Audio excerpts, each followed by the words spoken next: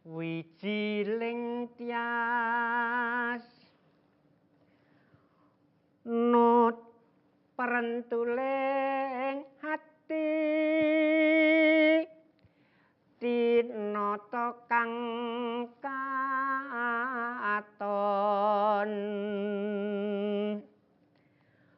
tontonan kang lir sandiwarane neka kang sampun dumadi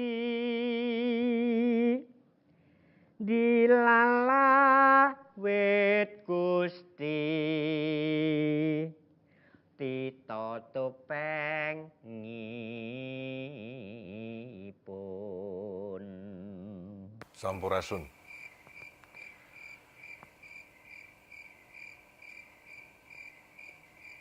Pemilu 2014 sudah kita tinggalkan kira-kira 9 bulan yang lalu. Tetapi sekalipun kita sudah mendapatkan presiden baru, kita sudah mendapatkan legislatif baru, anggota-anggota DPR baru, anggota-anggota Dewan Perwakilan Daerah yang baru, kita sudah mendapatkan menteri-menteri yang baru, tetapi ternyata apa yang dilakukan 9 bulan yang lalu masih menyisakan persoalan di tengah kehidupan kita bertanah air, berbangsa dan bernegara. Kontestasi pemilihan umum 2014 yang dipuncaki dengan pemilihan 2 calon presiden dan 2 calon wakil presiden. Berlangsungnya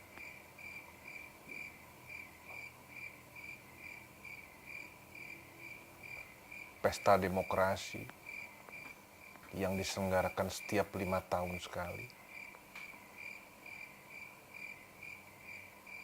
Kesadaran yang dimiliki oleh tidak hanya para elit politik yang bertarung, tetapi juga semua pendukungnya sama sekali tidak menunjukkan adanya keinginan, adanya niat baik untuk membuat negeri ini keluar dari keadaan yang karut-marut. Alih-alih kita menjadi semakin baik, kita semakin maju, kita mampu keluar dari krisis, tetapi kita semakin tenggelam dalam krisis yang bahkan hari ini sudah mengalami krisis peradaban, krisis kemanusiaan. Dan lebih lagi, kita mengalami krisis keteladanan. Karena rakyat hari ini, masyarakat banyak hari ini, selalu saja diberi tontonan bagaimana pertikaian elit politik terjadi. Bagaimana DPR bertikai dan secara terbuka ditonton, padahal mereka adalah wakil-wakil rakyat. Demikian juga masing-masing kubu masih mencoba saling menjegal kubu yang lain. Fenomena perpecahan partai politik pun adalah salah satu indikator bahwa perseteruan politik ini tidak kunjung selesai. Pertanyaan besar hari ini, sebagai sebuah bangsa yang mewarisi peradaban tinggi negeri ini, bangsa yang menjunjung tinggi nilai-nilai adab dan budaya, seperti halnya nilai-nilai yang sudah ditinggalkan oleh para leluhur kita, karuhun kita, seperti yang disampaikan di dalam Uga Wangsit Prabu Siliwangi misalkan saja, tentang bagaimana seharusnya seorang pemimpin menjalankan prinsip-prinsip silih asih, silih asuh, dan silih asah. Lalu juga nilai-nilai kepemimpinan seperti halnya Hasta Brata, atau juga di dalam prinsip-prinsip ajaran keislaman dengan 4 sifat tablik, sidik, fatonah, dan amanah, ternyata tidak mampu dijiwai, tidak mampu menjiwai para pemimpin kita hingga hari ini. Kita tidak mampu keluar dari kemelut yang ada. Bukankah juga di Islam mengajarkan bahwa jangan pilih pemimpin yang mengajukan dirinya? Tetapi apa yang terjadi? Hari ini kita juga dipertontonkan dalam satu sistem demokrasi yang justru kita memilih orang-orang yang justru mengajukan dirinya. Kita juga kehilangan pemimpin yang juga memiliki sifat indung, sifat seorang ibu yang bisa mengasihi dan mengasuh rakyatnya. Pemerintah tak lagi menjadi orang tua bagi anak-anaknya, bagi rakyatnya sebagai anak-anaknya. Pemerintah menjadi pemangsa, menjadi leviatan bagi anak-anaknya, memangsa anak-anaknya. Ya, inilah yang harus kita lalui ketika kita kemudian masih percaya dengan tata cara demokrasi liberal yang hari ini berlangsung di negeri ini. Tata cara demokrasi liberal yang tentu bukan berangkat dari nilai-nilai, adab, budaya yang telah diwariskan oleh leluhur kita. Rakyat diberi mimpi, bukan diberi bukti atas apa yang sudah mereka lakukan. Bukankah seharusnya rakyat memilih pemimpin dengan melihat jejak rekamnya, bukan apa yang dia janjikan? Ya, itulah demokrasi liberal hari ini yang kita jalani hari ini. Demokrasi liberal yang penuh dengan tipu daya. Demokrasi liberal yang penuh dengan aroma pencitraan. Semua pemimpin yang hadir hari ini adalah produk dari pencitraan yang dikemas oleh media massa dengan kekuatan kapitalnya. Lalu pemimpin-pemimpin amanah, pemimpin sidik, fatonah, tablik tidak akan pernah muncul di dalam situasi dan proses hari ini. Maka sesungguhnya kita para anak zaman, para anak negeri ini, anak-anak yang lahir dari peradaban luhur negeri ini harusnya kemudian menengok kembali kepada kesejatian, kembali kepada nilai-nilai yang sudah diberikan, diwariskan oleh para leluhur kita, para founding fathers kita. Seolah-olah kita masih mengakui apa yang disebut dengan Pancasila. Tetapi hari ini nilai-nilai Pancasila tidak pernah menjadi satu dasar di dalam kemudian kita bertanah air, berbangsa dan bernegara. Undang-Undang Dasar 45 diobrak-abrik, dihancurkan, diporak-porandakan hanya karena nafsu kekuasaan, bukan hikmat kebijaksanaan dalam permusyaratan perwakilan. Demokrasi jumlah, demokrasi kuantitas. Siapa yang punya suara lebih banyak, dia yang benar, dia yang berkuasa. Yang kecil walaupun benar, dia harus kemudian terpinggirkan dan kalah. Semangat kita seperti apa yang diciptakan para pendahulu kita untuk membebaskan negeri ini dari cengkraman penjajah menjadi sebuah negeri yang merdeka. Hingga hari ini ibarat panggang jauh dari apinya. Bahkan panggang itu makin menjauhi apinya dari waktu ke waktu, dari hari ke hari. Kecuali kita mau kembali kepada cita-cita proklamasi, kembali kepada Pancasila dan Undang-Undang Dasar 45. Maka hari ini ketika kita mengatakan kita masih mendasarkan kesadaran kita pada kesadaran untuk bertanah air, berbangsa dan bernegara dengan dasar Pancasila, maka sesungguhnya kita sedang berdemokrasi. Tetapi demokrasi itu harus ditempatkan pada dasar yang benar. Dan sila keempat adalah dasar dari demokrasi kita. Apa yang tertulis di dalam sila keempat itu jelas, tegas, clear, clean. Kerakyatan yang dipimpin oleh hikmat kebijaksanaan dalam permusyawaratan perwakilan.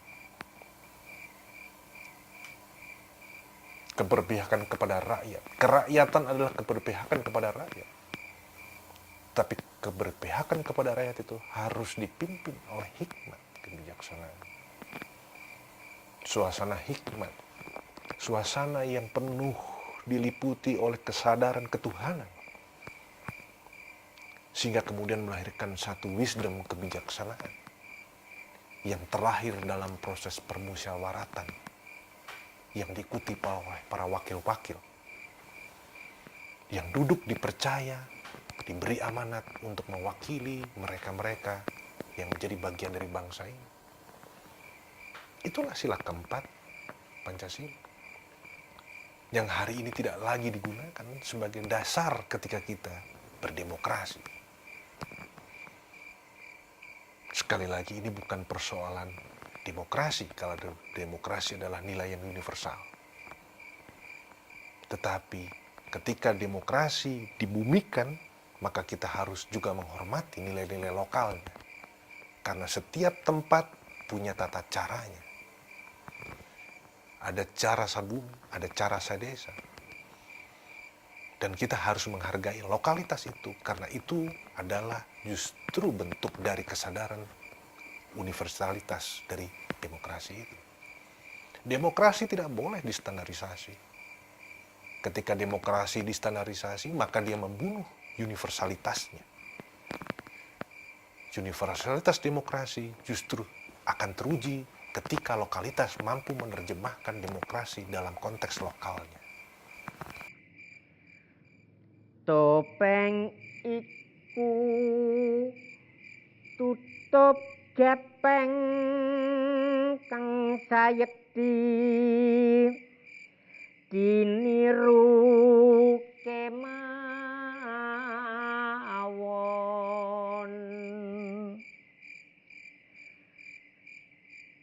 wonten ngajeng ngatonake saene nekat mburi den aling-alingi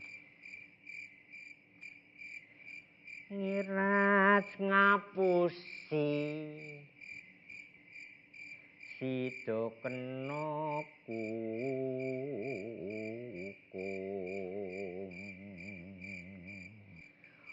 kukume wong natepi janji ngumbar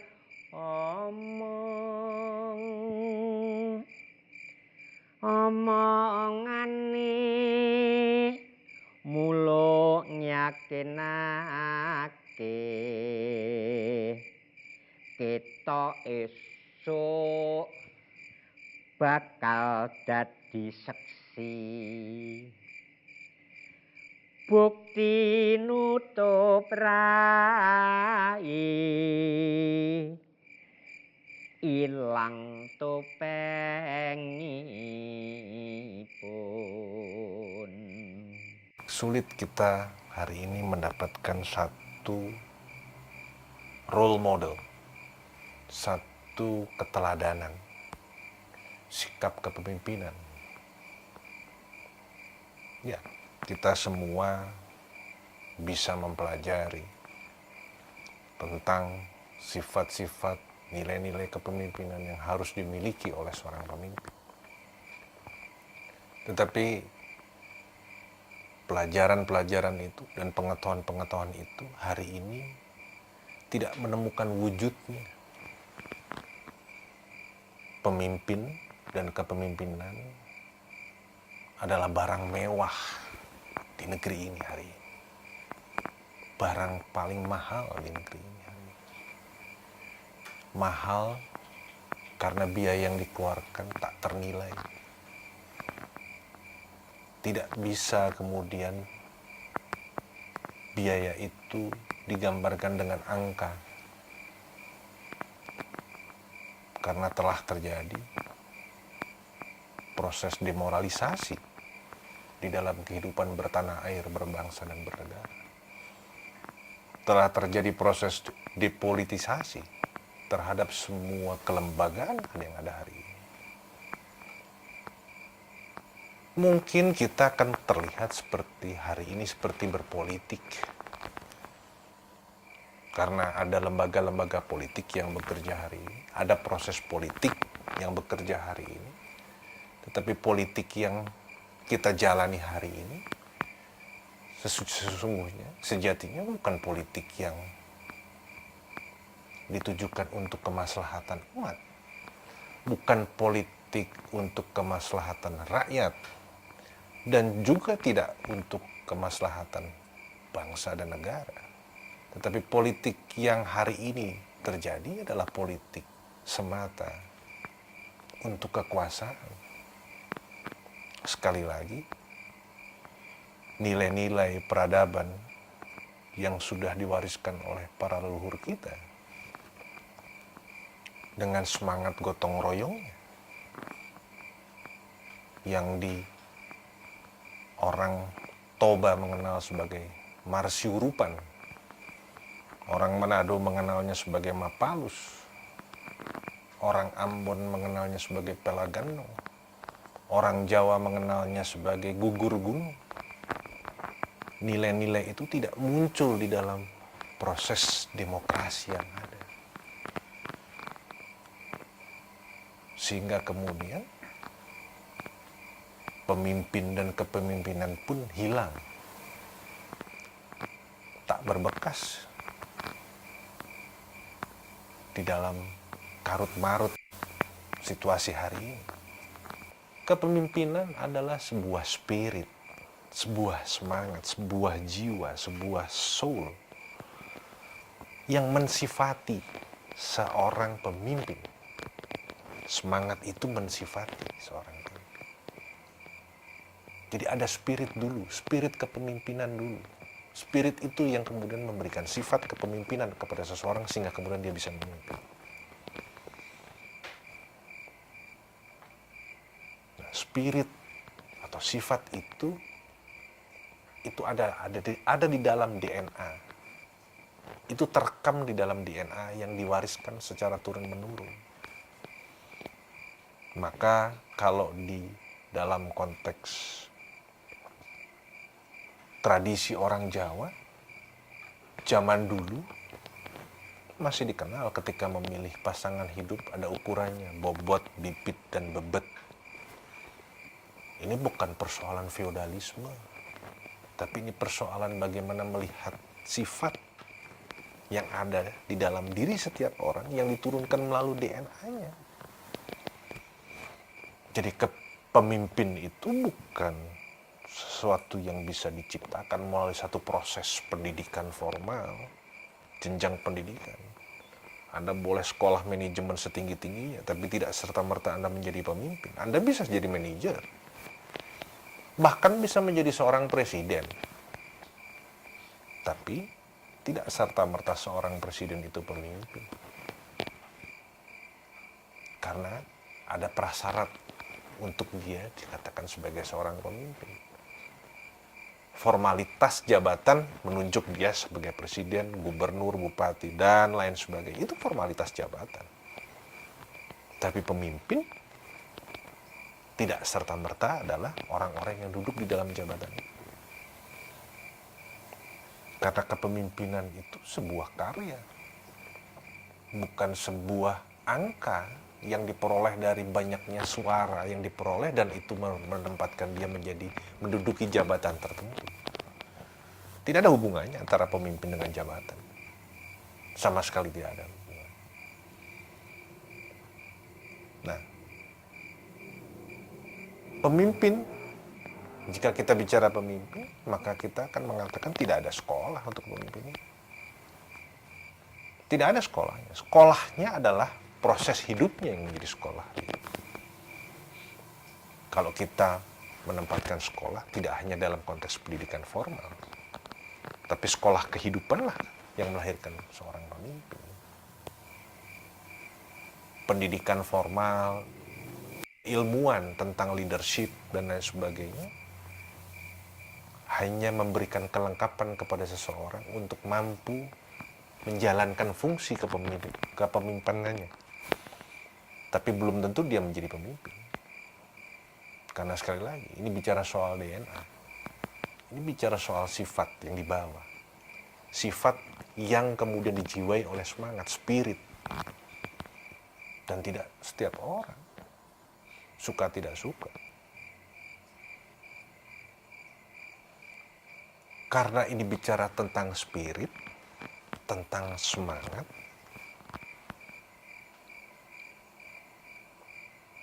maka ada hal-hal yang tidak bisa kemudian kita ukur dalam konteks pemahaman kita hari ini secara rasional.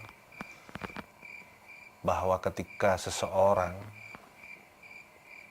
sudah mengenyam satu pendidikan tertentu, lantas kemudian kita mengatakan bahwa dia pantas menjadi pemimpin. Tetapi kalau kita melihat di dalam fakta kehidupan, misalkan saja, ada sekelompok preman misalkan, ya mereka punya pemimpin. Yang pemimpinnya tidak melalui satu sistem pendidikan, tetap saja dia pemimpin dari kelompok itu. Nggak pernah dia ikut latihan kepemimpinan di mana-mana, tapi ya dia diakui oleh kelompoknya sebagai pemimpin. Nah, itu karena ada DNA, ada sifat kepemimpinan yang memang mengaliri darahnya, mengalir di dalam darahnya, dan itu tidak akan pernah membuat dia menjadi sama dengan yang lain. Ketika alat kelengkapan keilmuan diberikan kepada dia dan kepada orang lain, maka jangan salah. Kan dia kalau dia kemudian bergerak lebih maju ketimbang yang lain, karena ada sifat itu. Boleh kita tes, 1000 orang kita berikan ilmu kepemimpinan yang sama, apakah semua orang itu akan menjadi presiden semua? Repot kita. Kalau setiap orang yang mendapat ilmu kepemimpinan harus kemudian menjadi presiden semua. Lalu kenapa hanya salah satu dari mereka menjadi presiden, bupati, atau apapun, bahkan yang tidak punya jabatan sekalipun. Tetapi dia mendapat kepercayaan dari kelompoknya. Dia didengar. Maka kita harus memahami bahwa kepemimpinan itu adalah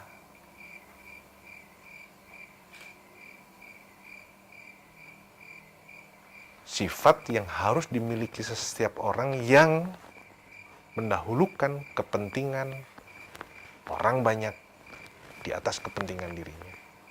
Jika masih ada orang yang mendahulukan kepentingan dirinya di atas kepentingan orang banyak, maka dia bukan pemimpin. Jadi pemimpin itu sederhana saja sebetulnya. Siapapun dia yang mendahulukan kepentingan orang banyak di atas kepentingan dirinya, itu pasti pemimpin. Sesederhana itu. Nah, tinggal kita lihat orang banyak itu dalam kewilayahan yang mana. Setingkat apa kewilayahannya. Maka spirit itu akan ikut menentukan seberapa besar kewilayahannya.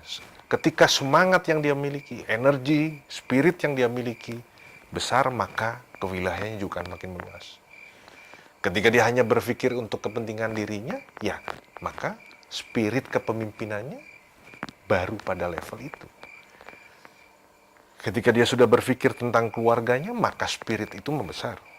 Ketika dia berpikir tentang tetangganya kiri kanan, spirit itu membesar. Itu pemimpin. Dan itu tidak dibatasi oleh jabatan. Tidak ada hubungannya dengan jabatan, tidak ada hubungannya dengan pangkat dan jabatan. Tapi bicara soal keberpihakan, bagaimana menempatkan dirinya itu di bawah kepentingan dirinya, di bawah kepentingan yang lebih besar, kepentingan rakyatnya. Tinggal rakyatnya dalam wilayah apa? Maka kalau kita melihat pemimpin-pemimpin besar zaman dulu, maka kita melihat bahwa kiprah dia, kenapa dia menjadi pemimpin besar kelas dunia? Karena dia berpikir dunia. Dia tidak berpikir lokal. Kalau dia berpikir lokal, dia menjadi pemimpin lokal. Tapi ketika dia berpikir dunia, dia bergerak dalam konteks dunia, maka dia menjadi pemimpin dunia. Itu otomatis. Dan kepemimpinan itu dilampaui dengan proses. Ada jejak rekam. Maka kemudian dia tidak diciptakan, tetapi dia dilahirkan karena dia dilahirkan melalui proses. Itu kepemimpinan. Seorang pemimpin tidak diciptakan, tetapi dilahirkan melalui proses. Bahwa proses itu bisa di-create? Bisa. Bisa. Apakah proses itu bisa diarahkan? Bisa. Saya ingin mengambil satu gambaran, cerita saja tentang sedikit kembali kita menjenguk ke masa lalu. Para raja dulu ketika menyiapkan penggantinya, itu dengan ukuran yang sangat objektif. Ukurannya sangat objektif. Setiap pangeran itu mendapatkan kesempatan yang sama untuk menjadi raja. Tidak ada yang dinomorsatukan, tidak ada yang nomor dua. Seorang pangeran yang baru terlahir, ketika dia sudah bisa disapih ya, dari masa persusuan dan lain sebagainya, dia siap dilepaskan pada usia tertentu, dia dititipkan di perguruan-perguruan, di pertapaan-pertapaan yang dipimpin oleh para empu-empu itu. Dia disekolahkan dalam tanda kutip secara keilmuan. Proses itu pun dilalui oleh para pangeran putra raja itu. Jadi bukan mereka tidak dididik, mereka dididik oleh para empu itu. Setelah masa pendidikan selesai oleh para empu itu, dia dikembalikan kepada orang tuanya. Biasanya si anak yang dititipkan oleh empu itu lalu diberi tanda untuk menunjukkan bahwa dia adalah putra raja. Maka biasanya sebelum dilepas oleh empu, dikembalikan, maka si anak itu biasanya, ini, kamu kembali ke bapakmu adalah raja di kerajaan Anu, ini tandanya. Ya karena anak itu dari kecil sampai gede kan sudah mengalami perubahan fisik. Jangan-jangan bapaknya juga udah nggak kenal, ini anak saya bukan, kan itu. Apa tandanya? Ada. Passwordnya, bentuknya ada dari kerajaan itu. Jadi dia tinggal menunjukkan itu kepada bapaknya. Bapaknya tahu, oh ini pasti anaknya. Kamu waktu di bus apa? Dilihat di catatannya, oh si Anu gitu kan. Dikira-kira begitu. Tetapi apakah selesai hanya sampai segitu? Tidak. Lalu diuji sama bapaknya. Betul kamu sudah berilmu, jangan-jangan kamu waktu sekolah bolos, kan gitu. Ya, kan? Zaman sekarang kan juga banyak yang bolos gitu. Sekolah mah sekolah, ngakunya kan tapi bolos. Gitu. Nah, si anak ini diuji.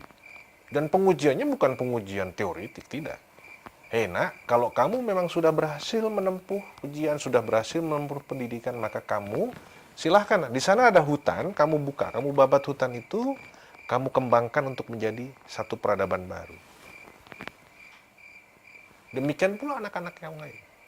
Maka ada satu proses yang disebut dengan babat alas, memulai satu peradaban baru. Maka berkembanglah dia memulai situ dari awal. Sampai kemudian wilayah yang dia buka, itu menjadi wilayah yang kemudian hidup.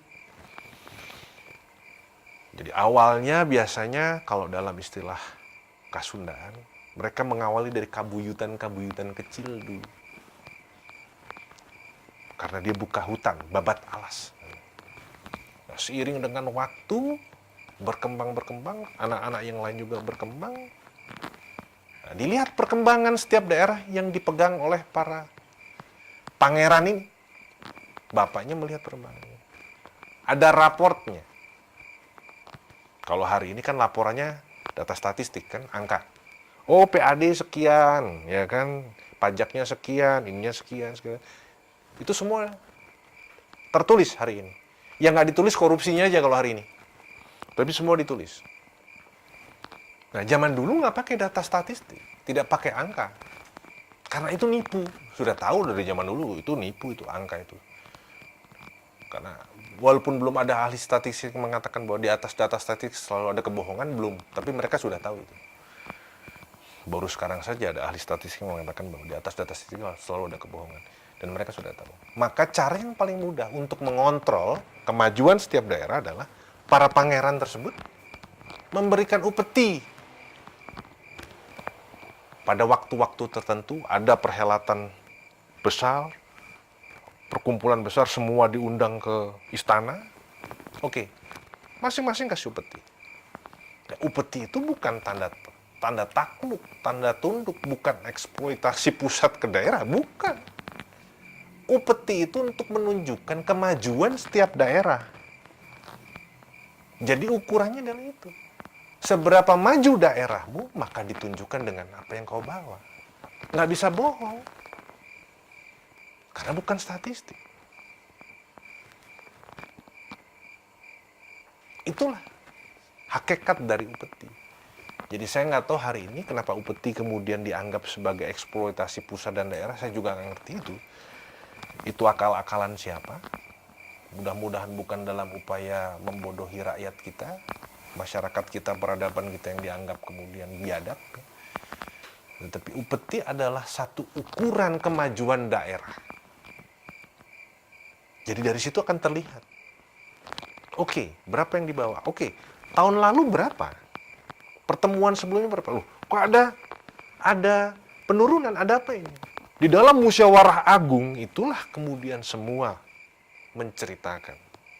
Oh iya, saya mengalami penurunan karena di tempat saya ada hama, ada banjir, ada apa?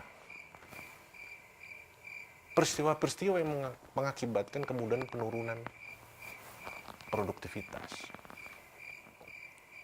Nah, masalah ini di-share bersama dalam konteks musyawarah. Lalu pangeran dari tempat lain misalkan, kemudian, saya juga pernah mengalami kasus seperti itu. Di tempat kami lakukan begini. Nah, ini terjadi transformasi juga pengetahuan dari tempat lain. Untuk dipakai di tempat yang mengalami hal yang sama. Itulah musyawarah agung. Nah, dari situ kemudian si raja akan melihat prestasi rapot-rapot itu. Siapa pangeran yang kemajuannya paling? Maka dia yang punya potensi untuk menggantikan sang raja. Zaman dulu seperti itu. Jadi jejak rekam itu jelas. Jejak rekamnya jelas. Ukurannya adalah jejak rekam. Prestasi. Bukan janji. Hari ini kan janji. Kalau saya jadi bupati, saya akan melakukan ini. Kalau saya jadi wali kota, saya akan melakukan ini. Saya jadi gubernur melakukan ini. Jadi presiden melakukan ini. Janji kan? Zaman dulu bukan janji. Tapi prestasi yang sudah dibangun di daerahnya. Yang diberikan kepercayaan oleh ayahanda rajanya kepada anaknya. Untuk dikembangkan daerahnya. Jadi Anda bisa bayangkan, kalau kita bandingkan dengan keadaan hari ini. Kita bisa bayangkan. Apakah kita mengalami satu kemajuan ataukah kita mengalami satu kemunduran? Dengan modernitas kita hari ini. Yang konon katanya ini beradab hari ini. Mana yang lebih beradab hari ini atau masa lalu kita? Dan sekali lagi saya ingatkan, saya bukan ingin mengajak kita semua kembali hidup ke masa lalu, bukan. Tidak. Tapi mari kita ingat kembali nilai-nilai masa lalu yang sebetulnya terbukti sudah mampu membuat negeri ini menjadi jaya. Ada peradaban yang sudah membuat negeri ini menjadi jaya. Tidak seperti ini.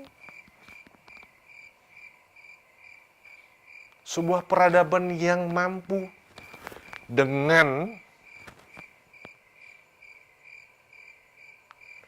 independensinya, dengan otonominya, bukan dengan semangat imperialismenya, bukan. Tapi dia tegak di atas bumi pertiwi. Dia mengatakan, ketika ada utusan dari luar untuk meminta tunduk, nggak perlu jawab panjang-panjang, potong saja telinganya, suruh pulang. Itu sikap terhadap kepentingan asing yang ingin menjajah negerinya. Itu jelas. Tapi hari ini, alih-alih dipotong kupingnya, malah dibuka lebar-lebar pintunya. Bahkan anak gadisnya pun disorongkan.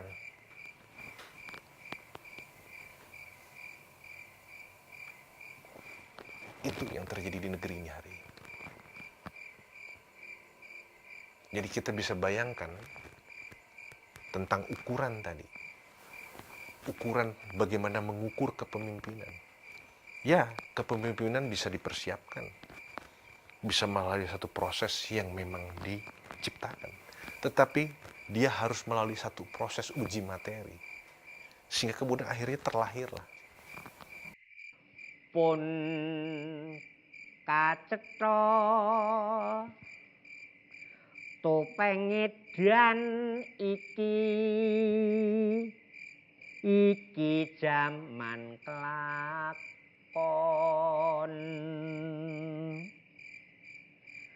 kandha-kandha bukti kawulane nigakake meringkang den sagui iki bakal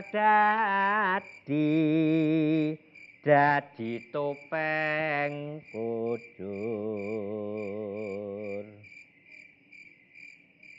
Seorang pemimpin dalam konteks kesadaran untuk bergotong royong tidak boleh mengedepankan egonya, tidak boleh mengedepankan kepentingan pribadi, kelompok, dan golongan. Seorang pemimpin sejati di dalam suasana gotong royong, dalam suasana kebersamaan, dia harus menggugurkan gunung dirinya, ego keakuan. Mengapa dalam konsep gotong royong di dalam masyarakat Jawa disebut gugur gunung? Karena setiap manusia punya gunung egonya masing-masing. Bagaimana bisa bergotong royong ketika setiap orang masih mengedepankan gunung egonya masing-masing? Maka syarat utama, gugurkan dulu gunung keegoan kita. Sehingga kita bisa bermusyawarah dalam konteks untuk mengambil satu keputusan politik demi kepentingan dan kemaslahatan bersama. Tidak ada lagi kepentingan saya, kami. Tidak. Tapi kita bicara kita. Kita sebagai bangsa Indonesia. Kita yang mewarisi peradaban Nusantara. Nusantara bukan negara. Jika ada yang mengatakan negara Nusantara, tentu mereka kehilangan pengamatan tentang Nusantara itu sendiri apa. Nusantara bukanlah sebuah institusi lembaga. Nusantara adalah sebuah peradaban. Dan peradaban itu harusnya tetap tumbuh, terpelihara di dalam tubuh keindonesiaan. Dia adalah jiwa di dalam badan keindonesiaan. Jiwa Nusantara di dalam badan keindonesiaan. Seperti juga filosofi keris dengan sarungnya. Nusantara adalah bilah kerisnya dan Indonesia adalah sarungnya. Dan hari ini antara sarung dan kerisnya tidak menyatu. Sarungnya diisi bilah yang lain. bilah yang bukan berasal dari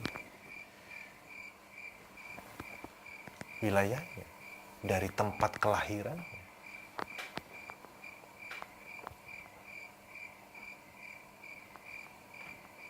Itu yang harus kita pahami, bahwa ya, hari ini nilai-nilai Nusantara, peradaban Nusantara tidak ada di dalam tubuh Indonesia.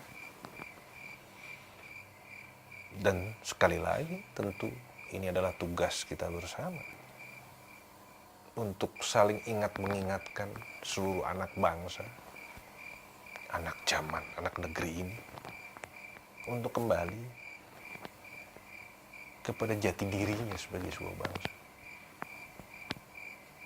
Jangan kita menggunakan nilai ukuran yang bukan kita. Karena kita adalah kita. Kita bukan mereka, dan mereka bukan kita. Karena itulah arti kemerdekaan yang sesungguhnya. Bukan merdeka hanya sebagai negara, tetapi juga merdeka sebagai sebuah peradaban, dan merdeka sebagai sebuah bangsa. Mari kita kembali kepada kesejatian diri kita sebagai sebuah bangsa yang beradab, seperti apa yang disampaikan di dalam Pancasila, kemanusiaan yang adil dan beradab. Marilah kita menjadi manusia yang adil dan beradab. Manusia yang memanusiakan manusia lain. Itulah manusia yang adil dan beradab. Adil terhadap dirinya dulu, baru dia bisa adil terhadap orang lain. Tidak mungkin orang bisa adil terhadap orang lain ketika dia tidak adil terhadap dirinya dulu. Dia harus berlaku adil dulu. Dia harus adil sejak dalam pikirannya terhadap dirinya. Itu yang harus senantiasa kita sebarluaskan kepada siapapun, anak bangsa, anak zaman, anak negeri ini, anak peradaban Nusantara yang terlahir di bumi Indonesia hari ini.